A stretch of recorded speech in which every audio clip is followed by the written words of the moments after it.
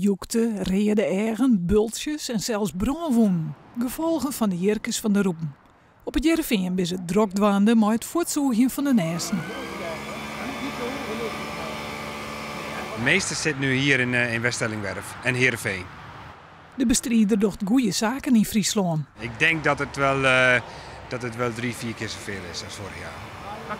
Komt dat omdat er gewoon meer van die beestjes zijn? Of zijn mensen wat fanatieker aan het zoeken?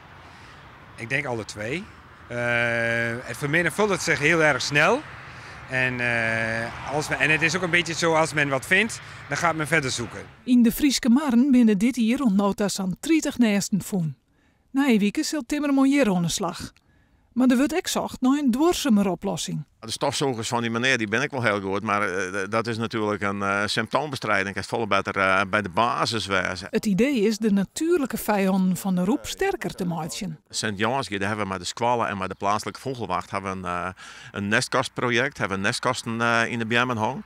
Als die roepjes nog heel liets binnen, dan zitten er nog geen brandheren op. En de eikens en die lietse roepjes die worden dus ook wel terug vogeltjes eten. We hebben nestkastjes voor vleermuizen ophangen, grote vleermuizen die eten ook wel vlindertjes. Dus op die manier proberen we die biologische bestrijding en die biologische bestrijders te stimuleren. De bestrijder zit nog net in hoe de concurrentie van vogels en vleermuizen. Daar los je het probleem nog niet helemaal mee op. Dus jij hoeft niet bang te zijn dat je werkloos bent? Nee, nu nog niet, nee. Als ik kijk in de buurtgemeenten hier in Friesland en Drenthe, dan ontwikkelt het zich zo snel. Ik denk hier in Friesland dat er volgend jaar wel eens zoveel werk is. Ja.